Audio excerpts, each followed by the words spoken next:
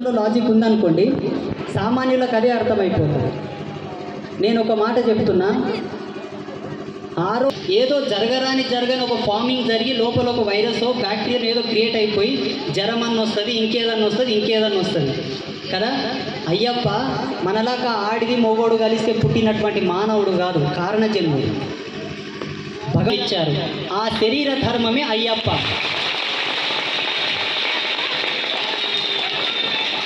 ఇప్పుడు నేను మాట్లాడుతున్న ఈ మైకు ఆకాశం నుంచి ఊడిపడలేదు, దీని ఒకరు తయారు చేసిండ్రు. దీన్ని తయారు చేసినోడు దీని తండ్రి అంటే ఒప్పుకుంటామా? అయ్యప్పని శివకేశవులు తయారు చేసిండ్రు.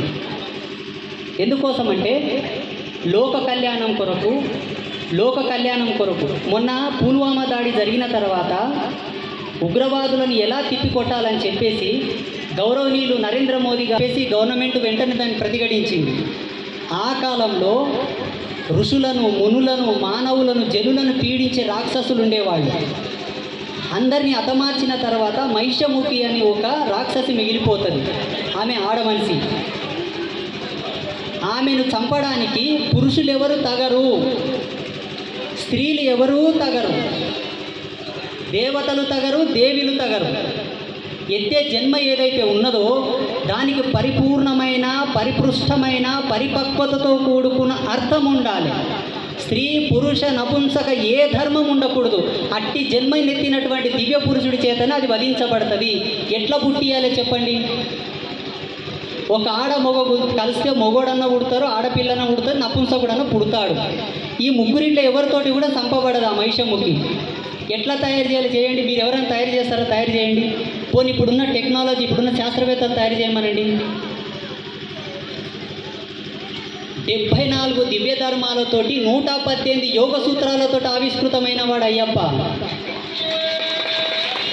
ఇది అందరికి అర్థమయ్యే విషయం కాదు. వాస్తవం చెప్పాలంటే ఆయన ఎవరైతే అయ్యప్ప మీద కామెంట్ చేశాడో మానవ జ్ఞానంతో కామెంట్ చేశాడు. సిద్ధాంతపరంగా, యోగం పరంగా, ధర్మం పరంగా నిరూపించడానికి మేము రెడీగా ఉన్నాం.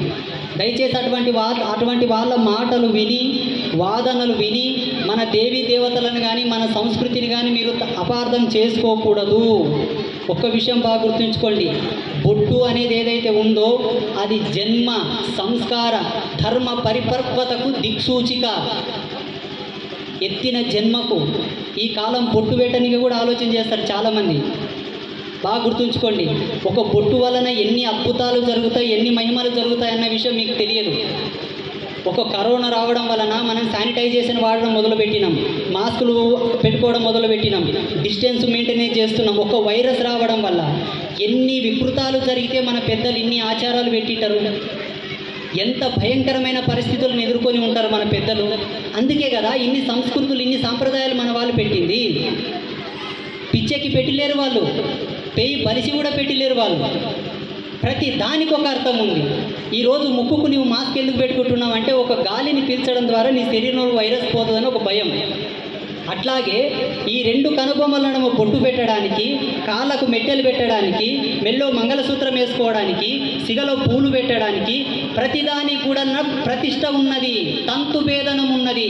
జన్మకు ప్రతిష్ట కాకపోయినా, తంతు భేదనం కాకపోయినా జంతువులకు మీకు తేడా ఉండదు. మీరు మనుషులు కాదాలరు, బాగా గుర్తుంచుకోండి. పుట్టిన పిల్లగానికి పురుడు చేస్తాం, అది ప్రథమ జన్మ తంతు. ఇక్కడ భగవంతునికి ఎట్లా కైంకర్యాలు ఇస్తామో ఈ ఎత్తిన జన్మకు తంతు భేదనాలు. అవి నామకరణం, చెవులు గుట్టించేది, పేరు పెట్టేది, తొట్లాలేసేది, ప్రతిదీ కూడా దర్శించారు మన వాళ్ళు. యోగంలో కూర్చొని బ్రహ్మాండమంతా చెప్పిండ్రు. రేపు మార్చి నెలల్లో హోలీ పౌర్ణమి రోజు చంద్రగ్రహణం ఉన్నది. హోలీ పౌర్ణమి రోజు చంద్రగ్రహణం ఉన్నది. ఇది ఆ నెల? ఇప్పుడు మార్చి నెల అంటే భవిష్యత్తే కదా, ఫ్యూచరే కదా. మార్చి నెలలో హోలీ పౌర్ణమి రోజు చంద్రగ్రహణం ఉందని ఇప్పుడు మన పంచాంగంలో రాయబడింది. మళ్ళీ వీళ్ళు ఏమన్నాడో చంద్రునితోనికి భూమితోనికి మాట్లాడే వచ్చి రాసిండ్రా? ఈ పంచాంగం ఇప్పుడు రాసలేరు, 14 లక్షల సంవత్సరాల క్రితం రాసిండ్రు. 14 లక్షల సంవత్సరాల క్రితం రాసిన పంచాంగమే ఇప్పటికీ కొనసాగుతూ ఉండదు. గౌరీ పంచాంగం, భార్గవ పంచాంగం రెండు కళ్ళలాక ఈ భారతదేశానికి. మార్చిలో చంద్రగ్రహణం పడుతుందని ఇప్పుడు రాసిండ్రు. ఎట్లా రాసిండ్రు? ఏ ధర్మంలోనూ రాసిండ్రా? ఏ సంస్కృతిలోనూ ఉందా? ఏ మతంలోనూ ఉందా? పోనీ అప్పుడు ఏమైనా రాకెట్లు ఉన్నాయప్ప, టెలిస్కోపులు ఉన్నాయి, ఈ మీటర్లు ఉన్నాయి, ఆ మీటర్లు ఉన్నాయి, ఏమీ లేవు. మరి ఎట్లా రాసిండ్రు? మన ధర్మం ఏంటంటే ధ్యానంలో కూర్చొని మొత్తం మర్మాలని చెప్పగలిగినరు. అంతటి టెక్నాలజీ, అంతటి సైన్స్, అంతటి సభ్యత, అంత గొప్పతనం ఉన్నటువంటి ధర్మం మనది. భవిష్యత్తునే చెప్పిండ్రు, ఖగోళ విజ్ఞానాన్ని చెప్పిండ్రు, పర్యావరణ సిద్ధాంతాన్ని చెప్పిండ్రు.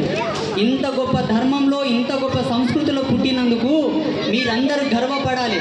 ఒక్కసారి గట్టిగా ఈ పూజకు కానీ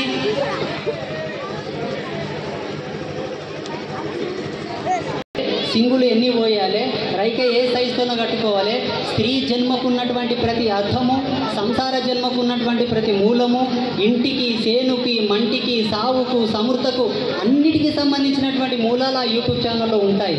మీకు ఓపిక ఉన్నప్పుడల్లా ఒక వీడియో వినండి. లాస్ట్ ఇది ఒక్క మాట చెప్తాను నేను.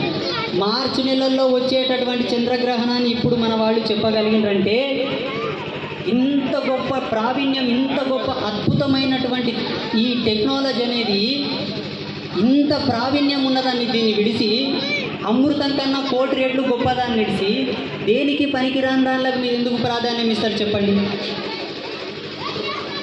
భవిష్యత్తునే చెప్పిన వాళ్ళు మన వాళ్ళు. పుష్కరాలు కానీ, కుంభమేళ కానీ ప్రతి ఒక్కటి కూడా ప్రకృతికి అనుసంధానమైనటువంటి యూనివర్సల్ టెక్నాలజీ, నేచర్ సైన్స్. ఇప్పుడు ఉన్నటువంటి టెక్నాలజీ కూడా తెలియదు. దయచేసి జన్మ ఎత్తిన తర్వాత మన ధర్మంలోనే జీవించండి, ఏ ధర్మానికి వెళ్ళకండి.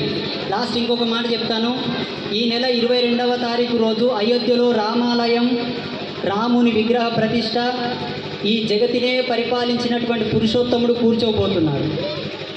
ఆ రోజు ప్రతి ఒక్కరూ మీ ఇండ్లన్నీ శుభ్రం చేసుకొని, అందరూ తలంటూ స్నానం చేసుకొని, ఇంట్లో దీపం పెట్టుకొని, ఇంట్లో పాలు పొంగించుకొని, కడప కాయ కొట్టి ప్రతి ఒక్కరు ఆ రోజు ఇంట్లో భక్తితో మంచిగా, ఆనందంగా, ఆహ్లాదంగా, సంతోషంగా ఉండండి.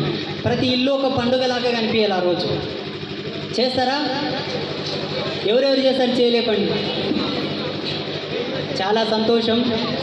అందరికీ ఆ భగవంతుని ఆశీర్వాదం ఎల్లవెల్లలా ఉంటుంది. అమర్చింత గ్రామ వాస్తవ్యులకు, అలాగే భజన బృందం వాళ్ళకు కూడా ఒకసారి గట్టిగా చప్పట్లు కొట్టండి. చాలా అద్భుతమైనటువంటి గానామృతాన్ని వారు ప్రసాదిస్తున్నారు. అందరికీ భగవంతుని ఆశీర్వాదం ఎల్లవెల్లలా ఉంటుంది. ఓం శ్రీ గురుభ్యో నమః. శ్రీమాత్రే నమః. ధన్యవాదాలు.